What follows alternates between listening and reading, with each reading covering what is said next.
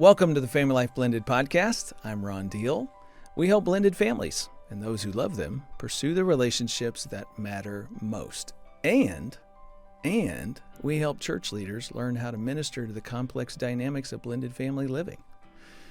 One of the most difficult dynamics for many families is navigating the challenges of co-parenting. Without question, a great number of the questions that we receive on social media, here at our ministry, at our live events, they center around these frustrations of co-parenting. That's why at our 2024 Summit on Step Family Ministry, I interviewed co-parenting experts Jay and Tammy Daughtry about the challenges and opportunities in co-parenting. You're going to hear that conversation on this episode of FamilyLife Blended. I should mention that our next Summit on Step Family Ministry is just around the corner, and I'd love for you to make plans to join us and bring a pastor or a leader from your church, somebody else who doesn't know what they don't know about step families. You know? We're going to help them out and you out and maybe help your church start a ministry or grow a ministry that you've already got going. The Summit is 2 days in person. We bring together step family ministry leaders from around the country to discuss resources, strategies to reach families, how to integrate this into the life of your church at every level, including children's ministry and teaching ministry and preaching ministry and everything in between. If you've never done this before, we'll teach you how to launch. And if you have a ministry already going, we'll encourage you for the road ahead. So go to summitonstepfamilies.com to learn all about this year's event. I would love to meet you there. Okay, let me tell you a little about Jay and Tammy Daughtry. The Daughtries are passionate about helping children and parents who have experienced divorce and step-family living. They both are marriage and family therapists and run the Center for Modern Family Dynamics, where they coach and counsel families on a regular basis. Tammy authored the book Co-Parenting Works and created the video series One Heart, Two Homes, which, in my opinion, is the most comprehensive curriculum on co-parenting available. Jay's first wife died in a car accident. Tammy has experienced divorce and has been in a co-parent relationship since 2000. They became step-parents to one another's children when they married in 2009. And in their childhoods, they both experienced parental divorce and having a step-parent as well. They have experienced it in childhood and in their adult life. So here now is my conversation with Jay and Tammy Daughtry at the 2024 Summit on Step Family Ministry.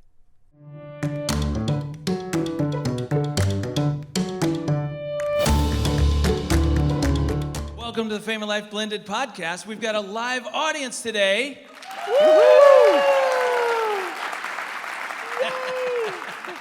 And they're still alive. We're at the Summit 2024 Summit on Step Family Ministry, but if you're listening to this right now, you don't have to be a ministry leader to get something out of our conversation today. We're going to be talking about co-parenting, and I'm talking with good friends, kind of the experts in co-parenting, Jay and Tammy Daughtry.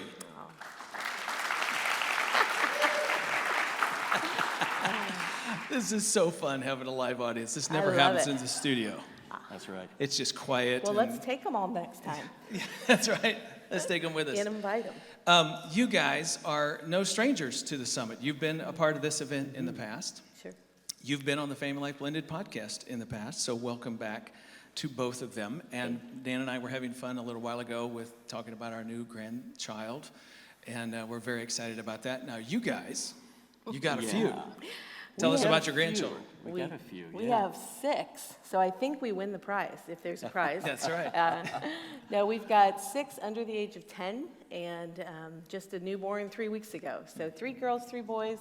I'm Grammy Tammy, and this is Papa Jay to those 6 little ones, and we're having so much fun. Grammy Tammy. Grammy Tammy, that's Papa right. Papa Jay. Yes. And we're not sure what's going to happen because all 6 of them have come from our second oldest daughter and our son-in-law, Jenna and Shelby. Yes. So if the other 3 kids work this hard, it's going to be quite a thing. You're going to be broke at Christmas. I Yeah. mean, I don't know how you're going to. Oh, we've solved that problem. Oh, yeah? We're actually Santa and Mrs. Claus. So we make a real appearance in our family, and he reads the story of Jesus in a Santa costume. So Well, our we've got it listening covered. audience will have no idea why Jay could be Santa Claus, Oh, true. but our viewing audience will certainly understand. Just color that beard white, and There you dude, go. people are going to stop you on the street, I would think. They actually do. They It's do. fun. Yeah, especially once we hit the Christmas season. You guys have been running Co-Parenting International since 2003, and that is really something for me to say out loud, because Tammy, you and I before it started, we started talking about the need for this kind of material, and so it's been a long time. I'm curious, and by the way, if you're not familiar with their work, One Heart, Two Homes is their curriculum for about co-parenting that is the bomb. It's right over there in the corner. You need to go visit their booth and learn about that. And Tammy's book, Co-Parenting Works, is the go-to resource that we point people to as it relates to co-parenting. So Thank you. we appreciate what you guys have done. You started a center in Nashville, and you're coaching, you're counseling, you're both therapists, you're doing a lot of work, and it's really adding up. And I appreciate that a lot. Thank you. Let's talk about unrealistic expectations. Oh, yeah. Every once in a while, I run into somebody who is maybe dating or early married, and it's sort of funny. Like, if they were to put words on what I think is the big unrealistic expectation I see is people saying, yeah, we've got exes, but why will that matter? Because, we're in love and the kids are here. Why do we have to worry about somebody who lives somewhere else? To that, what would you say? Well, that's a good place to start, and I think in general, it's that expectation comes in two different ways. On the one hand, they don't realize there's going to be external pressures. They never expect that, right? You have first-time marriage, you don't have to worry about external pressures. Everybody's happy. Everybody wants you to be there. Everybody thinks this is fantastic, right? And so they don't realize, well, wait a minute, there's going to be external pressures, okay? And they don't realize, again, that there's going to be internal pressures. Because if it's first-time marriage, well, we're happy, we're a couple, we're together, we're starting a new life, there's nothing to stress over. And so I would say at the very beginning, it starts with external, internal pressures that they don't realize are there. And so when we start to recognize those, then we can respond to those. So one of the things you just said there is you started to ask that question about the other parent, right? Well, there's this mindset occasionally that, hey, I've got a new whatever, right? They get remarried and there's a stepdad over here or a stepmom over there or both. And they think, well, they're filling in the gap. I don't have to worry about that other person. And so they start functioning in a way where they start to just kind of alienate that parent, not recognizing the pain that's causing their child and the dynamic that is going to spill over into their house from having a poor co-parenting relationship. That's a big assumption you're saying, that they can sort of relax about what's happening over there. Well, and I would say in our family, we've been married 15 years, and Jay unfortunately lost his wife of 21 years. They were happily married with 3 amazing kids. I'd been through a divorce, and when we were blending, I knew Ron Deal, so I was like, oh, we won't have any problems. No, but I will say, part of that blend obviously represents endings in other places. And in ours, the book I didn't have 15 years ago that I wish I would have had was Diane Fromm's resource, Step-Parenting the Grieving Child, because Jay's beautiful family had existed together for so many years. And so as we were merging, I was very sensitive to that. And I actually tried to sit down and go through photo albums with them. I wanted to know about their mom. We had her picture at our wedding, their whole family actually. We put their picture by the wedding cake to honor her, to know that, for his kids to know, loving me does not mean you can't love your mom. Now on the other side, our daughter Angelia had come from a divided home. Her dad and I divorced when she was 1, and I had worked really hard on co-parenting with him, which is the heartbeat behind everything we do there. And so, but for little Angelia, getting a stepdad, we were very clear up front that she has a good dad and a good relationship with him. And I think a big part of what helped us avoid some of the hot landmines of that is that Jay was very respectful to him. And even when we were dating, I said, hey, I want to tell you first and foremost, my daughter has an awesome dad, and we're co-parents, and we get along really well in public. We have meetings once a month, and I invited him into that. And I think sometimes when families are merging and there hasn't been a lot of intentional work on the co-parent side, that's when all the landmines go off. And as a counselor, a lot of times I find that children end up being the accidental messenger that, oh, mommy's got a boyfriend or daddy's got a girlfriend. And sometimes that root of pain, it shows up later when we get engaged and we move forward if the co-parent piece hasn't been intentional. So I just think there's a lot we didn't know, even though we had tools. And anyway, so. Yeah, no, that's good, and I appreciate you painting the picture of that. And let me just put in another word for Diane's book. It's really well done, and she has spoken for us at this summit before. And so if you get the All Access Digital Pass of previous years, you can see her presentation as it relates to specifically when you're a step-parent and the biological parent has deceased. Yeah. That's what she is writing to, Step Parenting the Grieving Child. Great resource. Incredible resource. Okay, so is there more there you would want to say about just sort of that assumption that people have, or what are some of the other unrealistic expectations? Yeah. Well, I think, one of the things that seems to be very prevalent is losing track of continuity. And it's understandable, right? If that relationship has experienced this dissolution, it's because things weren't healthy. And so you have a tendency then to have one or both parents, once this separation is complete and the divorce is final or whatever that looks like, they're like, okay, we're starting fresh, everything's new, everything's different, change everything. Oh, let's move to different places, let's go to a different school district, let's get out of the state, And they're just not thinking that through and understanding that, wait a minute, you have a responsibility to the continuity for your children, for them to get a sense of keeping things on par as much as possible, right? And so, and there's a big emotional pull, right? Because if you've come from a place where you're in a lot of pain, you struggle tremendously, there's a lot of emotional distress in that space, and then all of a sudden you're free of it. It's like a rubber band, you stretch it, boom, you let it go, it flies, right? And so we're flying emotionally sometimes in different directions, and forgetting that, wait a minute, we got kids that are right in the middle of this. And they're not as elastic as we might feel in the moment. And so we have to slow things down and tell ourselves, well, wait a minute. I know I feel this wonderful newness idea that things are going to get better because they have to. But I also have to recognize that I have a child that's grieving a relationship that was the center of their universe. And so we slow things down and say, okay, let's not change everything. Let's only change the things that are necessary to change. And any change we make, we put through the filter of, how is this going to impact our children? How is this going to change their experience? Are we moving them away from extended family? And it may not be my extended family, but it could be the other parent's extended family. Right. And so there's grandparents, could be aunts, uncles, cousins, right?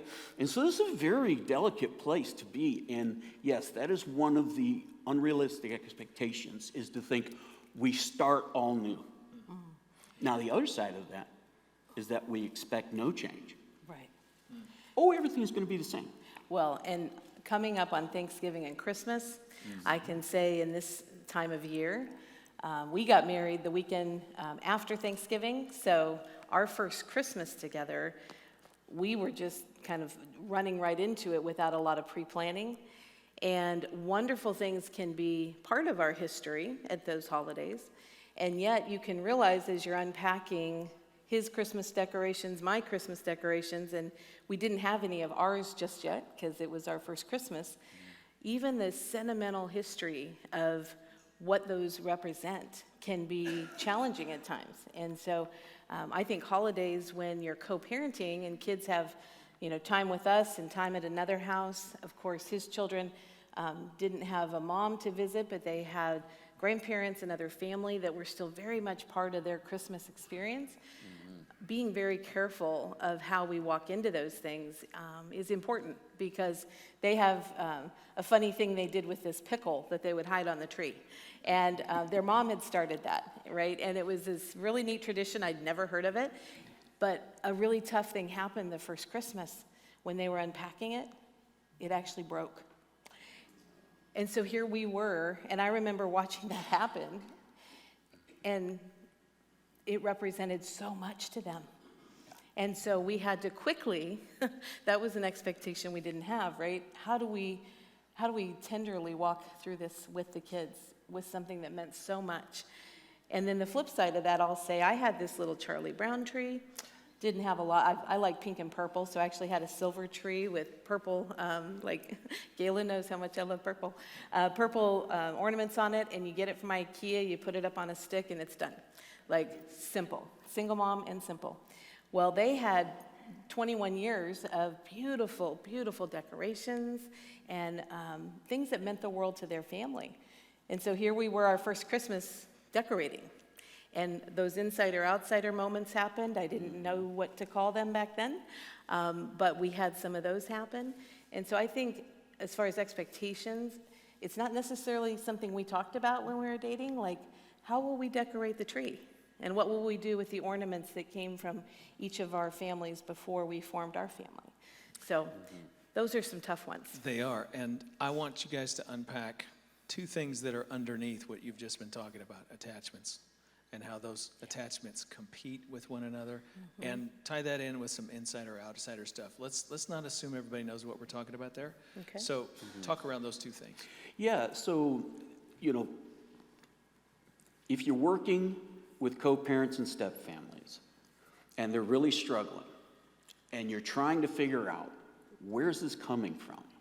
Look for the competing attachments. And what I mean by that is, I'll use ours for example. I had 3 kids and she had 1.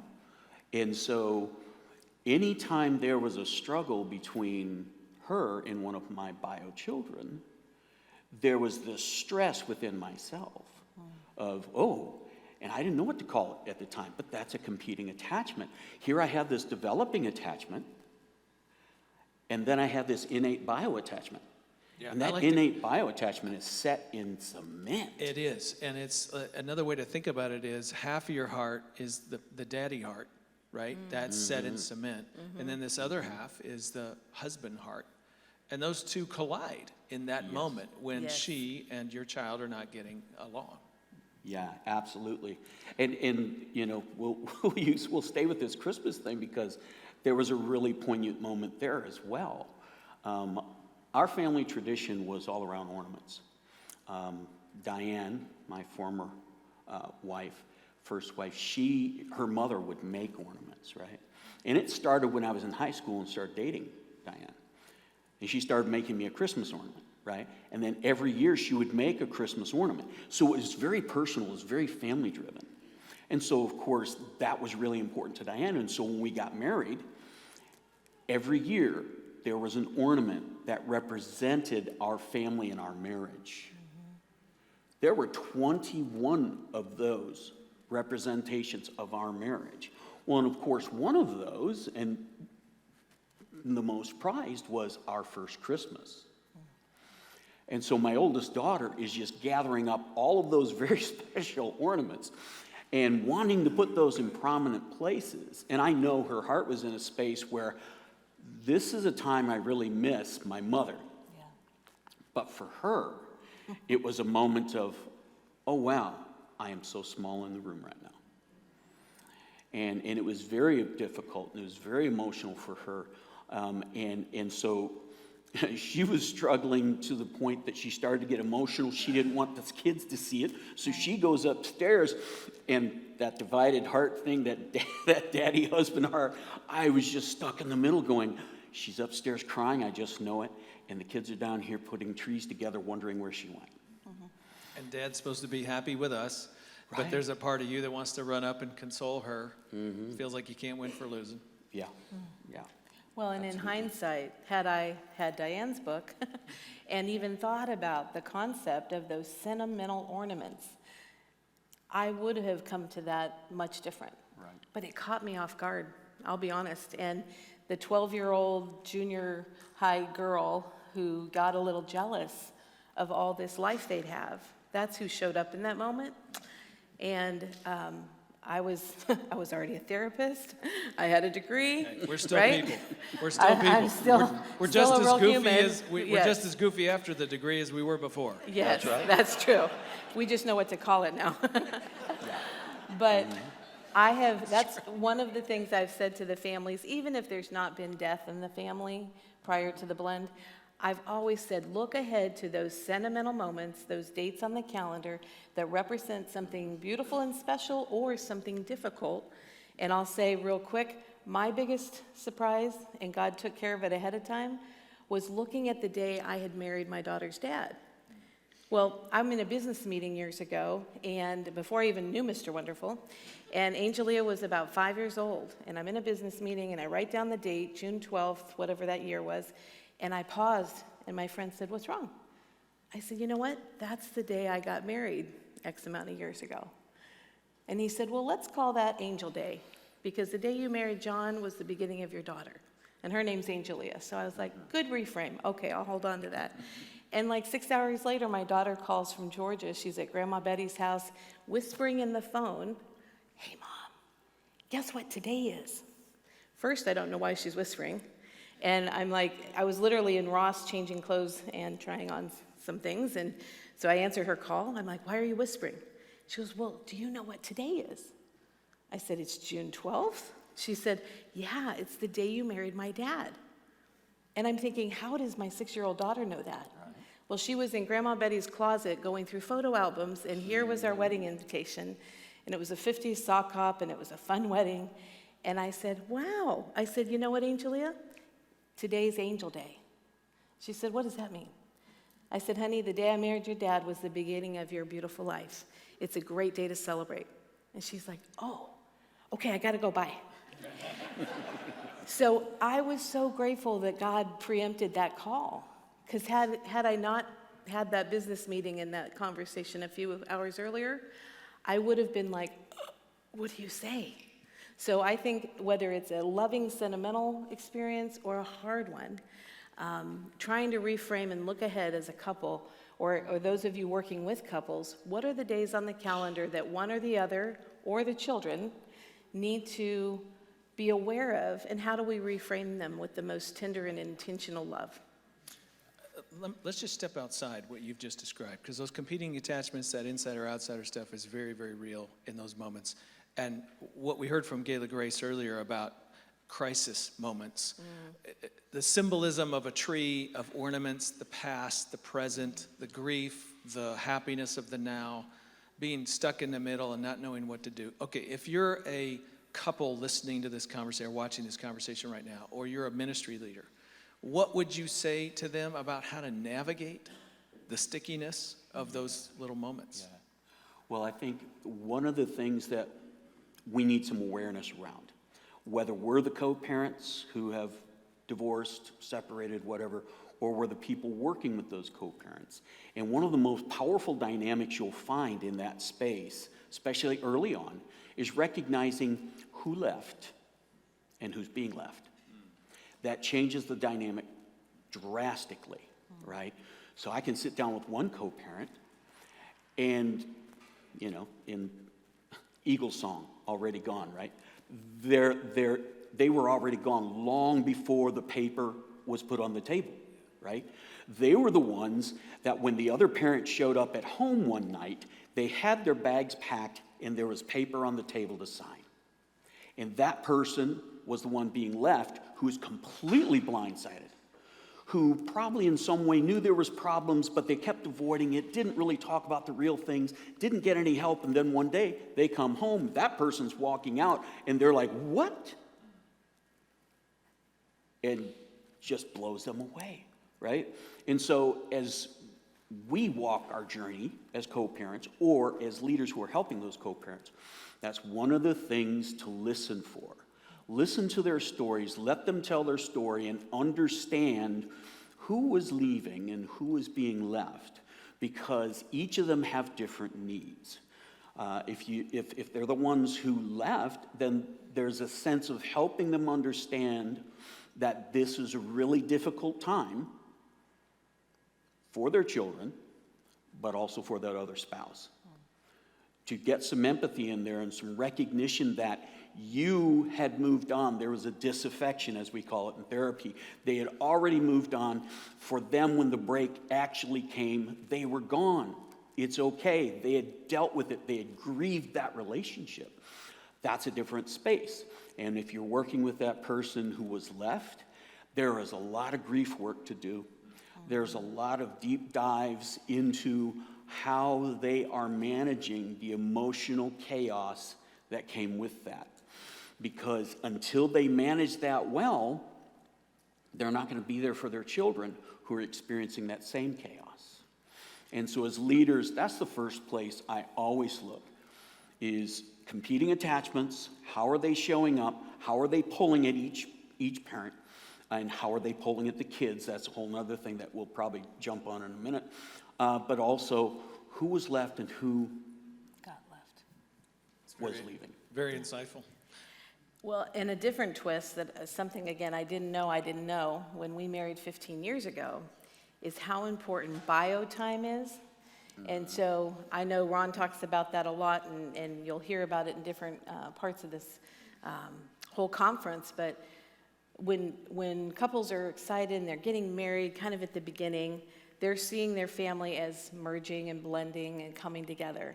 And so as much as you can, you try to schedule things together, right? And especially if part of your kids are only there part of the time, or maybe both sides of the family come from a divorce, so the kids are in and out, and you guys have a week off. You know, that's a really good one. I mean, not good, but you make the most of it, right? You have a little couple time. But so sometimes I know usually in the couple, there's one that's a planner and one that keeps it fun. And the planner should look ahead and plan some bio time, meaning whoever is biologically connected, have some space in your schedule where you spend time together for a couple hours on a Saturday or on a Sunday, and then merge the family back together the same day. Back in the beginning, one of the things I didn't know is how meaningful that could have been for Jay and especially his oldest daughter, right, who had been kind of second in command for 3 years before we met and married. They had a great relationship. She was off in college and very busy doing her young adult world. But had they had a little more one-on-one time on purpose on a regular basis, as we were blending, I think it would have really meant a lot to her.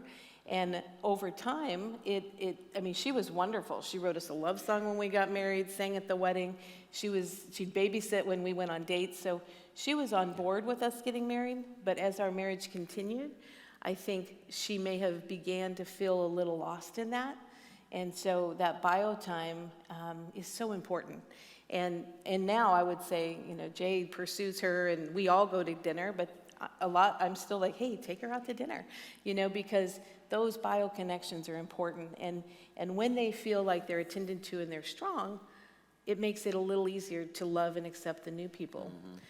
Yeah, I can see how that sets up the moment where the ornaments are being placed on the tree and everybody sort of looks at each other in that awkwardness of like, how do we do this and what do we do? If there had been that bio time, it helps, right? But if there's a dearth of time and there's all kinds of things that have changed and the child's feeling disconnected and unsafe, then now this moment where the ornaments go up is almost critical, right? To our well-being, to my sense of my world. And so I'm going to fight to the death about this little thing. And it just sort of escalates stuff. So that is a great little suggestion to help in the background. And another thing I'd love to say about, just for folks listening, some terms. One term we came up with, and I think the other one was created by our friends Deanna and Steve Keck, But these have helped a lot of couples in the work we do with blended families.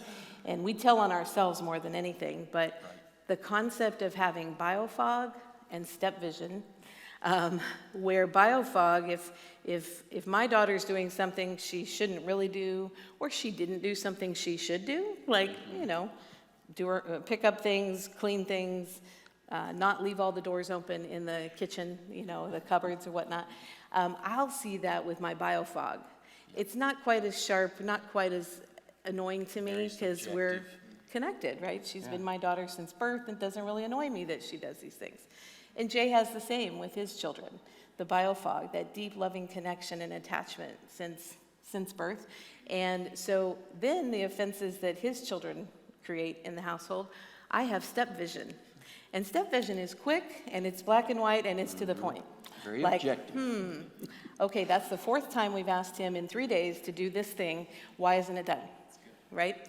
And that experience caused us a lot of stress because I'm quickly identifying the mistakes and shortfalls of his kids, but not quite as quick to see it the same with my daughter. And your vision runs into his fog.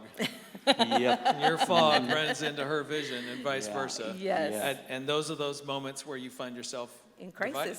Yes. Oh, yeah. Absolutely. It's absolutely a critical thing. And again, not just if you're in that space, but if you're helping people in that space, helping them understand this. Because one of the key points to understanding your biofog and your step vision is to recognize that you have to call your own fouls. Yes. Oh.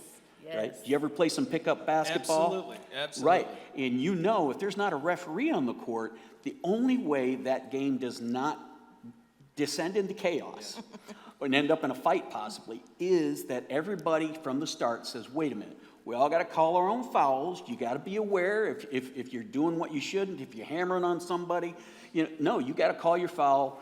And that's the only way you can create some civility. Well, it's the same way with our biofog and our step vision. Mm-hmm. I could tell her all day she's got step vision, and all that'll do is get her irritated with me. Hot. Right? But if she recognizes her step vision, it gives her a chance to go, whoa, I've got to pull back a little bit.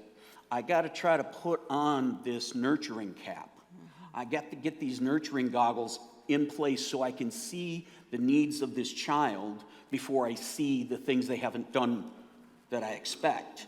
And in the same way as, if I'm in the middle of a biofog, I got to clear that fog out. I've got to call my own foul on that and say, yeah, those socks have been there all week.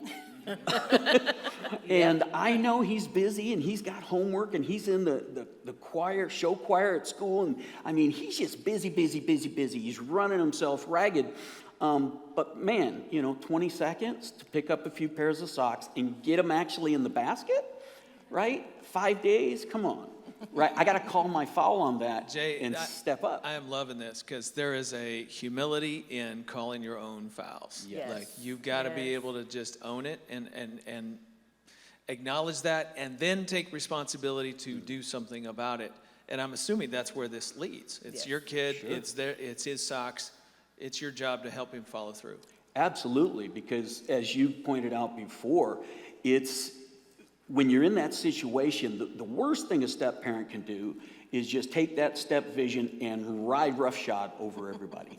All that's going to do is it's going to create tension, it's going to create conflict, and it's not going to get anything done, right? So what we have to do is put those things aside, call our own fouls, come together outside of the earshot of the children, yes. And express ourselves and not argue about it. Because when you're both right, you could argue forever. Yeah. And what you have to recognize is, where's the center space? This consensus between my need to nurture my biochild and her desire to have less chaos and some respect for the expectations of the household. And that's the thing that we have to figure out. But you're right. You have to call your own fouls. There has to be humility in that and a recognition that, okay, I'm not doing it all okay.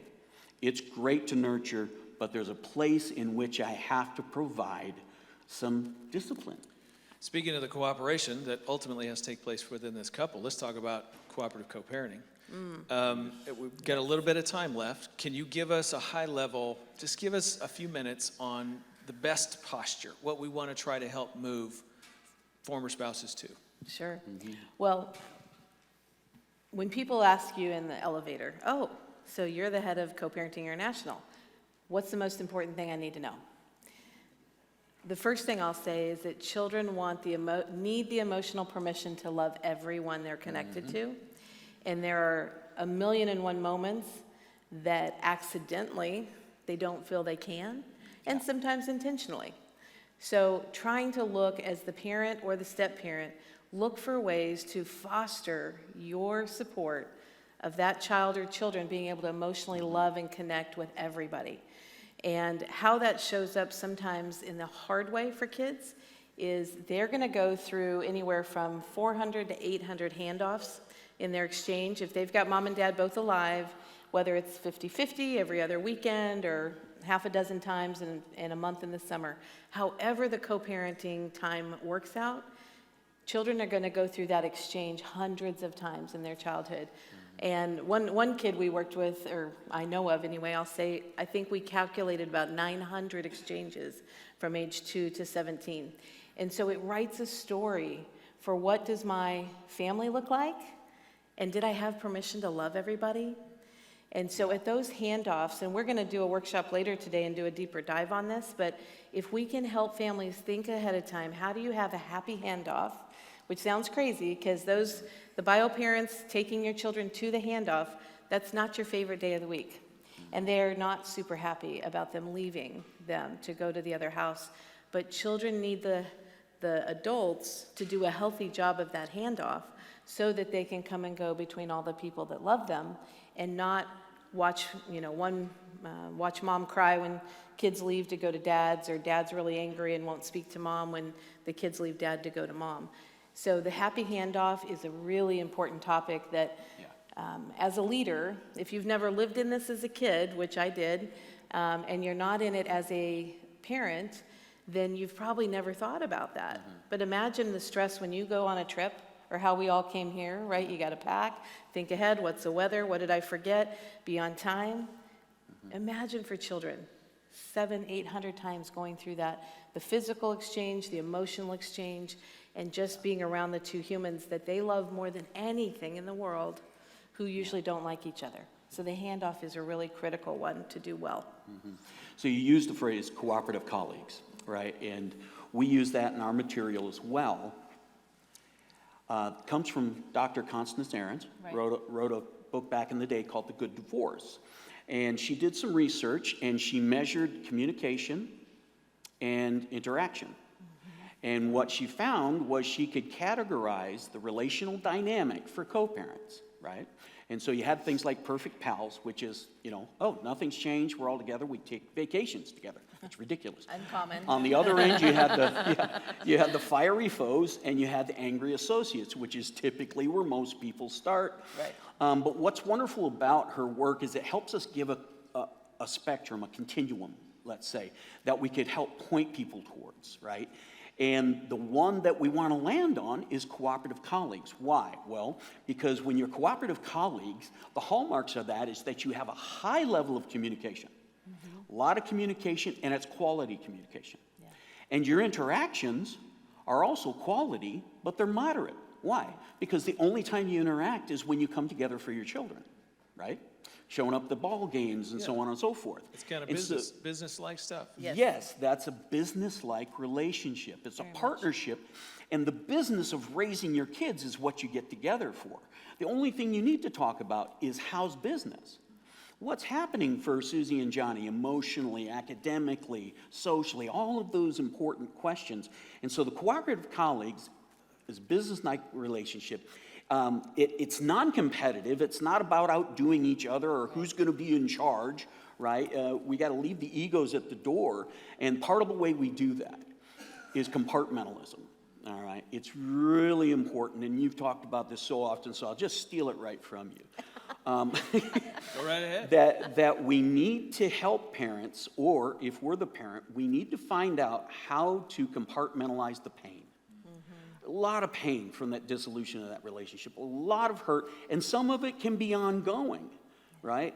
And so we have to, for the sake of our children, compartmentalize that pain. We've got to do that actively so that we can remain in a parental posture. And that parental posture then allows us to come into this business space where we're kind of like partners in a business, co-CEOs, you might say, and we have to sit down and talk about the things that are important to help move us forward. What we like to call that is our team. We start developing co-parenting meetings that we call team meetings. We spell that with a double M, so it's TEAMM. The end adult matters most. And so everything we talk about and everything we do as cooperative colleagues is figuring out how do we write this story for our children in a way that in the end of it all, they look back and feel like they've had a wonderful life, and it's not earmarked by all of these horrible, difficult, painful emotional experiences because mom and dad could not get themselves together. And can I add one thing about that? So the team meeting, and again, I grew up in a divided home, and I'm 55, so 54 of those years, my parents were co-parents. Well, they'd never heard of co-parenting. They'd never heard of things like cooperative colleagues. They just did what they knew to do from the gut, and they had those meetings at the exchange, because that was the only time they ever saw each other, because they lived in different towns. So I grew up in parking lots waiting in the car while mom and dad were arguing and fussing about things. And again, had they had something like this years back, or ideas like divorce care, there's lots of great resources that help people when they're hurting and coming through divorce. Just to understand that compartmentalization, then that wouldn't have been happening.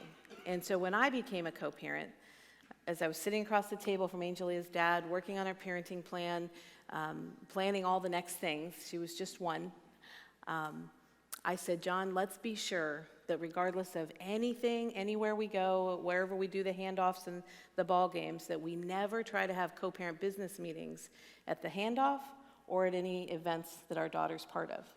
And he said, well, what do you mean by that? Everything will be in the divorce decree.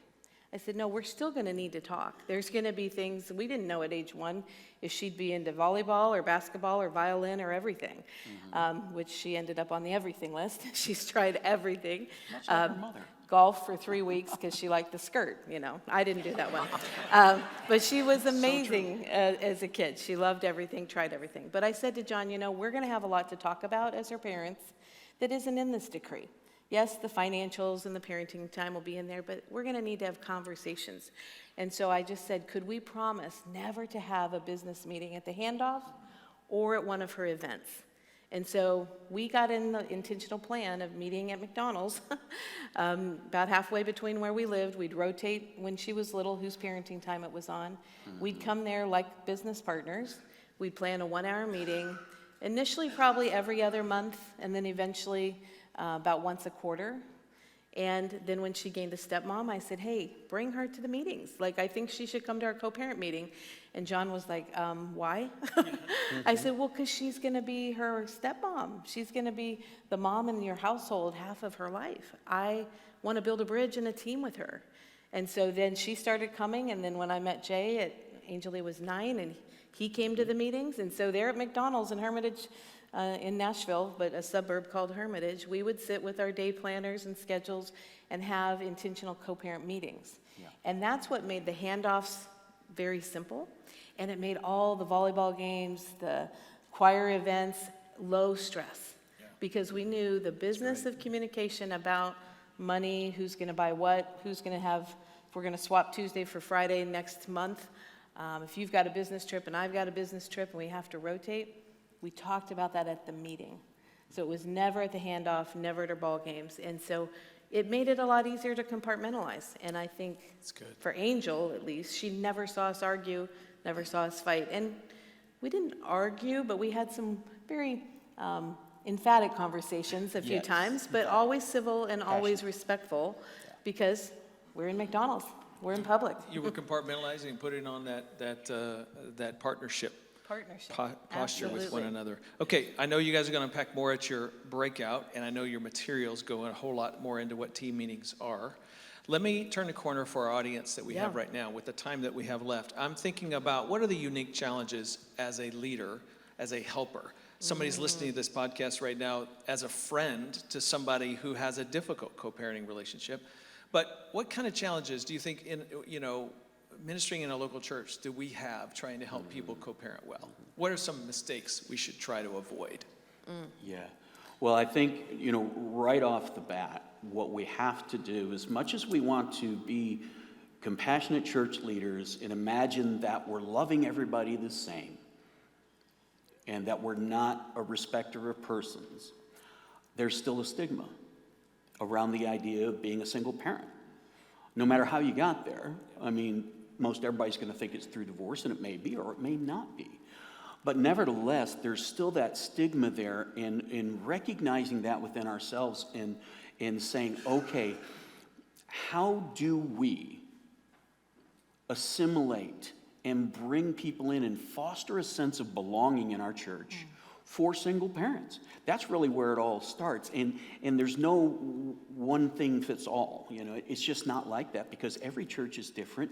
So based on your context and what you have available for you, just start there. How do I foster a sense of belonging? Do we recognize them at holidays when it's Mother's and Father's Day?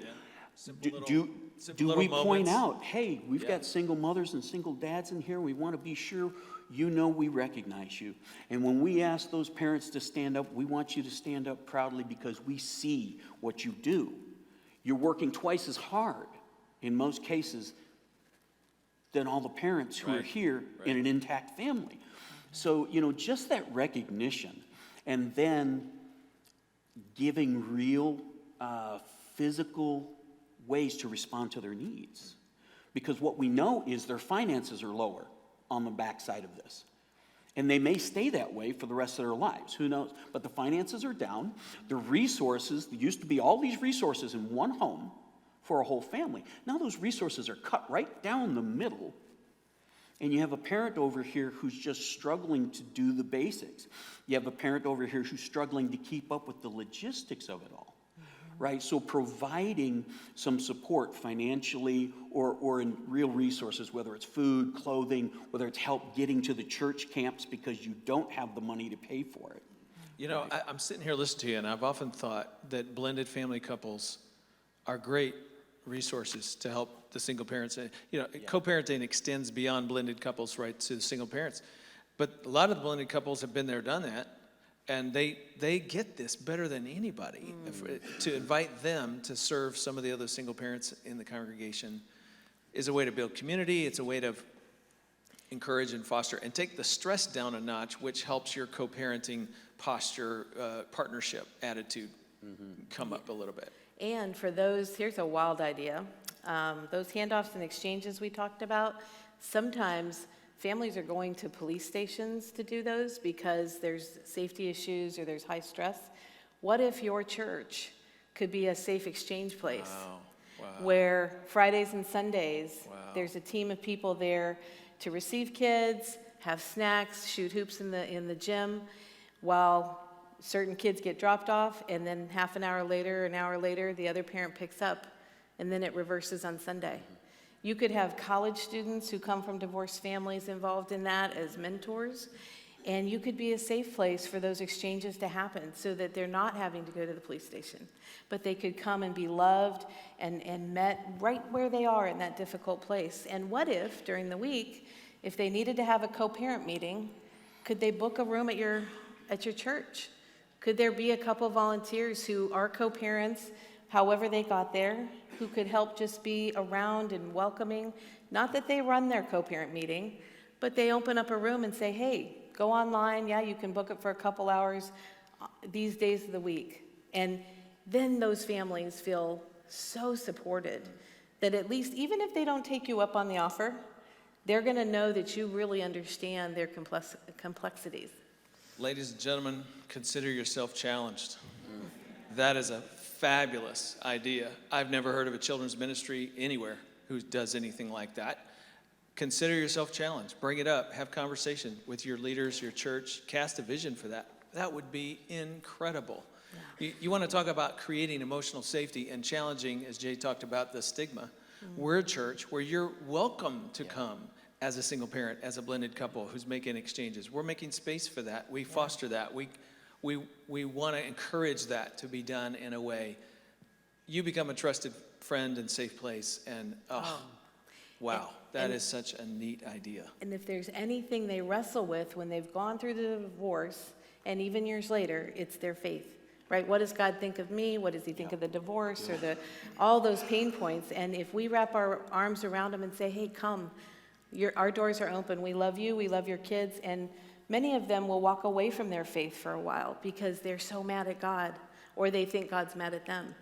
This is a relevant way to meet real needs in your community and open that bridge. And it doesn't have to be a theological discussion, but when we walk it out in love, they're going to know they're welcome. And I know that will build ongoing relationship.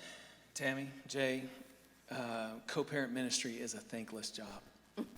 I want to thank you for spending so much time in this space, working so hard to create resources that are helping lots and lots of people. There's so many children in the world who have been blessed. They have no idea what your names are, but they have been blessed because their parents picked up a tool that you guys created. I want to thank you for that. Thank you. Would you join me? Thank you. Well, if you want to get connected to the Daughtry's resources, check the show notes. We'll be happy to get you connected. And start making plans to join us at the next Summit on Step Family Ministry. Go to summitonstepfamilies.com to learn more.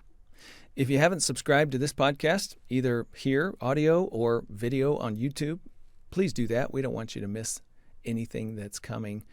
The number one email question I get is, how do I find a qualified counselor for our marriage and family? Well, I just want you to know we have a growing list of smart step-family therapists and coaches who have invested time and energy in being helpful to blended families. They've gone through my advanced clinical training, and they're ready to help. So check the show notes for a link to that list. And if you're a coach or a counselor and you want to learn more about that training, it's pre-approved for 12 hours of continuing education. We'd love to have you join us at some point in the future. Okay, next time, you're going to hear from our very own Gayla Grace, who taught a breakout on FamilyLife's 2025 Love Like You Mean It Marriage Cruise. It was on the stages of step-family development. I heard her teach this class in person, so I know you don't want to miss it. That's next time on Family Life Blended. I'm Ron Deal. Thanks for listening or watching, and thank you to our production team and donors who make this podcast possible. Family Life Blended is part of the Family Life Podcast Network, helping you pursue the relationships that matter most.